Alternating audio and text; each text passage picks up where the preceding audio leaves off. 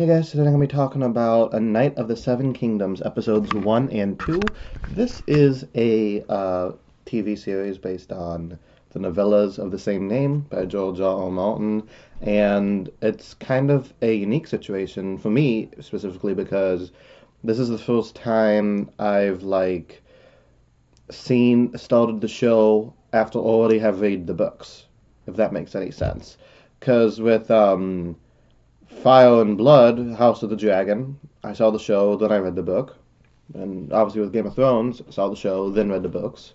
So this is kind of a neat little flip for me in the Song of Ice and Fire universe.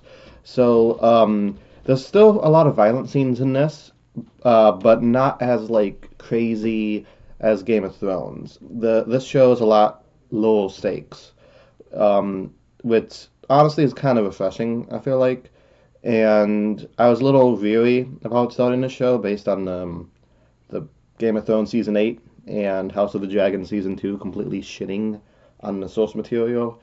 I guess House of the Dragon season 2 is more just really boring. But anyway, I thought, hey, different writers, right? Just gonna go in with an open mind. And honestly, I enjoyed it. I kind of like the smaller scale. There's this charming part of it. There was a little bit of humor. Game of Thrones didn't really have humorous moments in it, but this one does, and I think it works without being too over the top. These books always felt more like kind of like classical adventure books, fantasy, rather than the gritty, realistic fantasy that the Song of Ice and Fire was. So it's nice to see that was translated well on the screen. I think the guy who plays Sir Duncan the Tall, he's really good. Um, Kind of looks a bit like Brienne, which makes sense because there's a theory that those two are related somehow. And I like the little kid who plays Egg. He's really good too. I like how they're not really revealing Egg's history right off the bat. They took this 90-page book and put it into a 6-episode TV series, which I was a little worried about because I was worried there'd be like filler and stuff. But uh, one, the episode's only half an hour long, which I think helps with the pacing.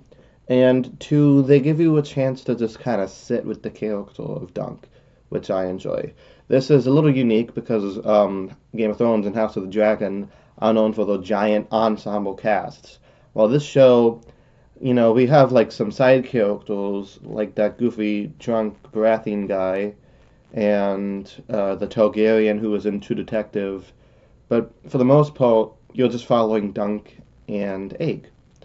So, yeah, you basically only have two main characters instead of like 20, which is quite a big of a difference, but you're more focused in on this one character, or two.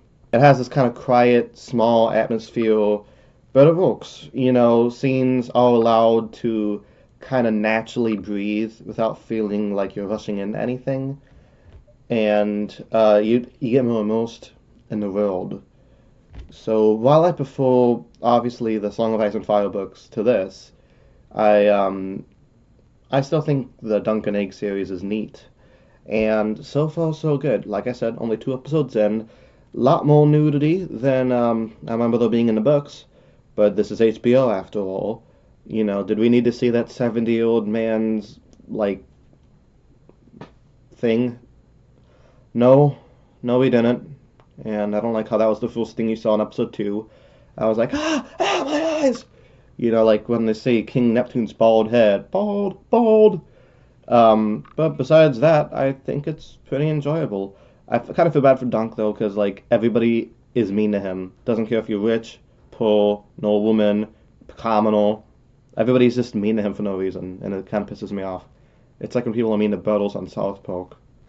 Anyway, let me know what you guys thought of episodes 1 and 2 in the comments down below, and I'll see you guys next time. Peace.